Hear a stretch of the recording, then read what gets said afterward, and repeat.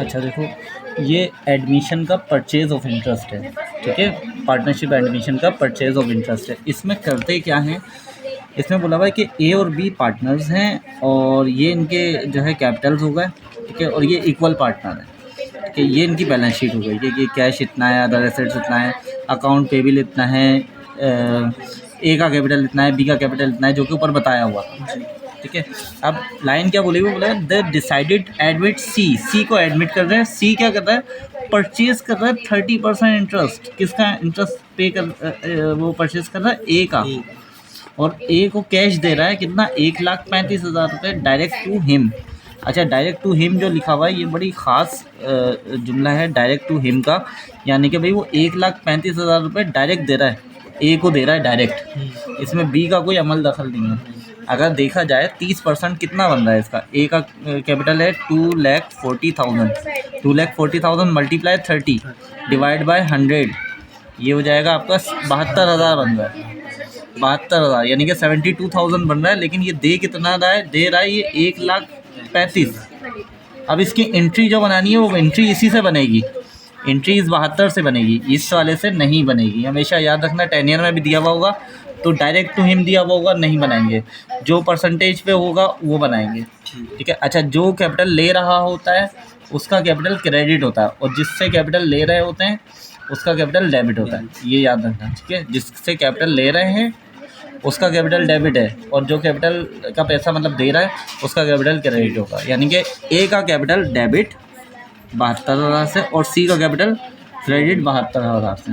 अब देखो इसकी बैलेंस शीट कैसे बनेगी। कैश यही रहा 4 लाख, ये भी यही रहा, अदर एसेट्स ऊपर वाला ही, अकाउंट पेबल भी यही रहा। सिर्फ ए का कैपिटल देखो 1,66,000 हो गया था, कितना 2,40,000, 2,40,000 में से 72 कम करे तो 1,66,000 बचा। बी का कैपिटल वही रहा और सी का एक नया कैपिटल आ गया, ठीक है जी। ये आपका परचेज ऑफ इंटरेस्ट था।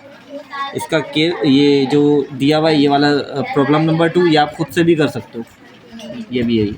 अच्छा, अब इसके आ जाते हैं थोड़ा सा डिफरेंट केस है। डिफरेंट केस से मतलब केस यही है, लेकिन थोड़े से इसमें चेंजेस हैं। क्या चेंजेस है भाई, वही एम और आर पार्टनर हैं, ठीक है।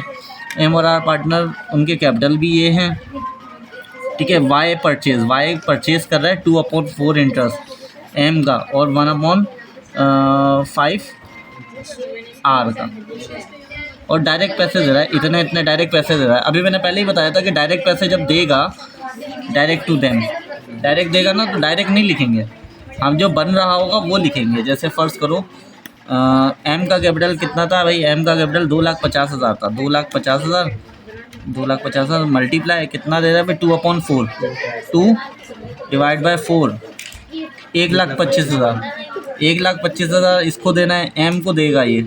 इसी तरह इसका कैपिटल है कितना, 360 लिखा, 360 मल्टीप्लाई 1 डिवाइडेड बाय 5, 72 इसको देगा, ठीक है। यानी कि 72 इससे लेगा और 1,25,000 उससे लेगा जी। तो 1,25,000 और 72 अगर प्लस करें हम तो ये हो जाएंगे 1,97,000। अब देखो एम का कैपिटल डेबिट इसी तरह जिस तरह मैंने कैलकुलेशन बताई थी, ठीक है, और आर का कैपिटल भी डेबिट जिस तरह कैलकुलेशन बताई थी, क्योंकि इन दोनों से कैपिटल लिया जा रहा है तो इन दोनों का कैपिटल डेबिट हो गया। जो कैपिटल ले रहा है उसका कैपिटल क्रेडिट हो गया, जमा होगा, ठीक है। अब इसकी बैलेंस शीट बना लो। बैलेंस शीट वैसे तो इन्होंने डायरेक्टली बनाई हुई है, बोली भी नहीं थी, नहीं बोली भी है। अगर नहीं भी बोलेंगे तब भी बैलेंस शीट डायरेक्ट बन जाएगी। यहाँ से बनाना शुरू करना।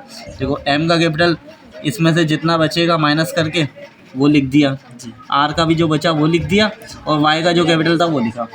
तीनों को प्लस करा, जो भी आया यहाँ पर वही उठा के ऊपर लिख दिया, उसके सामने लिख दिया अदर एसेट्स, दोनों तरफ बराबर आ गया। ये आपका परचेज ऑफ इंटरेस्ट है, ये इम्पॉर्टेंट है, ठीक है। ठीक।